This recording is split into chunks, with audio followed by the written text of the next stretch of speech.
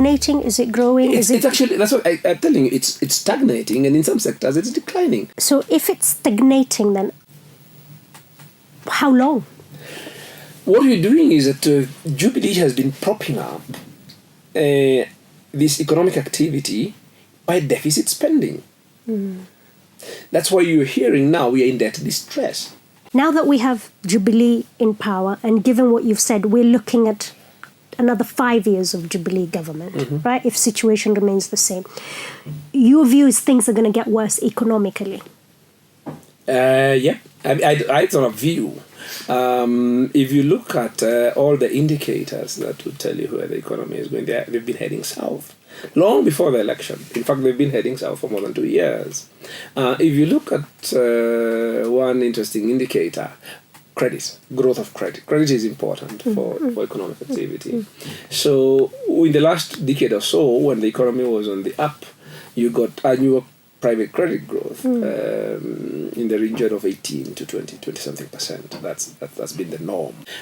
From about 2016, mid-2016, it collapsed. It started going down. And partly the reason why you had this law to cap interest rates for the last 6 months or so, private credit growth has been zero. So the only growth in credit is now all banks are lending to government.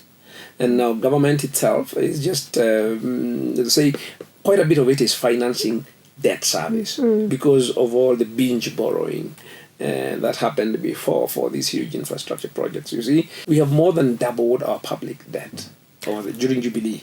And what do we have to show for it? That's the point. Because we have nothing to show for it, we have not put it in anything which is increased productivity. So we don't have more to pay back. We do not have the money to pay. So now we are borrowing to pay. We are in what I call a debt treadmill. Just treadmill. Keeping going. Just so trying to the keep bank going, yeah. the cap on the interest rate that was introduced, did it not work because the government is borrowing? Therefore, the government is a much more, you can lend them at easily. You don't have to deal with it. The cap was a knee-jerk reaction by people who were worried that by the time Jubilee and Uhuru is seeking re-election, the economy would be very far down. So they thought that they would lower interest rate and stimulate credit. And they were trying to copy what we did. I was part of the economic team during the NAC administration to stimulate credit in the economy. So they thought they could do the same thing. But we didn't do it by fixing prices. We did it by reducing government borrowing and loosening monetary policy. So by 2006, government actually was running a small surplus. So if government is not borrowing, it's actually repaying the market, then banks have to find another way with this money.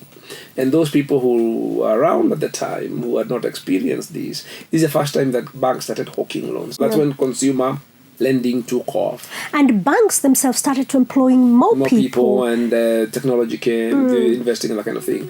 So the thing is, they were looking at a way of doing that without acknowledging that they were the problem. They were borrowing huge sums of money. You're running budget deficit of 10%. That's outrageous. Two, a lot of this money is being squandered. You're also investing it in these sort of mega infrastructure projects, which will not have, which you have not established what their direct contribution to increasing employment and productivity, to expanding your economic capacity is. Why? Because they are informed either by tenderpreneurs, they are procurement-led, but also by people who already think that it will increase their profit by making transport from Mombasa to Nairobi more efficient, because that's what they use. Instead of saying we should put this railway to Lamu and it goes all the way to Nanyuki and out that way, so that we can open up that side. But they have no businesses that side. There. So they are concentrating all the infrastructure in the economy which is already mature. Which really increases just their own profit because their businesses are in that sector. So if then the government has been borrowing and is borrowing more, What does that leave? I mean, all the money could be spent just paying debt. Yeah, that's what we're doing now. Is that why there is austerity now? Government is cutting spending here, there. Yes, that's why it allows these strikes to go on for so long. The nurses, the doctors strike because all the money is locked into this infrastructure debt. If the state is borrowing to service loans, as you say, how bad is it going to get? It can get... You see, once you're in debt... Are we talking about defaults? Yep, once you get into debt distress, it's just like private business. You saw KQ doing very well one day and then doing very badly the other. What would the government defaulting payments of loans mean to the common person who, say, owns a juakali thing that makes sufurias? You see very aggressive taxes, sort of revenue. To the point where it now starts becoming irrational because they just need money and they will sort of tax anything to get it. Then you also have this aggressive borrowing, which you already have. Now, from the local market. From the local market. Okay. The cap means that government is now beginning to borrow at the rates which doesn't make sense to lend to the private sector at the capped rates. But you are already in some form of financial distress. All that tells you you're in a form of financial distress. How bad does it get? It depends. Government has options. Obviously, it's... how bad does it get for the juakali man or woman? Well, first of all, I mean, already you're talking about very, very many people who are affected by the government isn't paying suppliers. And when you're talking about delaying suppliers, they start with the little ones. And that sort of has its effect on the economy. The other thing is, of course, that because it's borrowed all the money, there's no credit going to the private sector. So again, people's businesses are down. So a huge part of what they're trying to blame on the election is actually as a result of the economic and financial distress that government is actually in.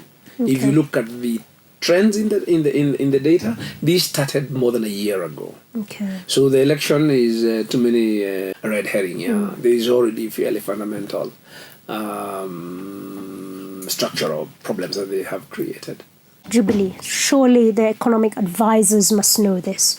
Why would it be so hard for them not to borrow the money and spend it on the right things that will increase productivity? You may also want to ask that to the Greeks. You may also want to ask that to Argentinians. You may also want to ask well, they're not as smart as we are. I'm assuming Kenyans, we are smarter, we are not right? smarter than Greeks. We are not smarter than Argentinians. We are not smarter than Spaniards and all these countries which suffered from the financial crisis and all sorts of things. Economic decision makers, policy makers make huge mistakes all the time and send the countries down the tube.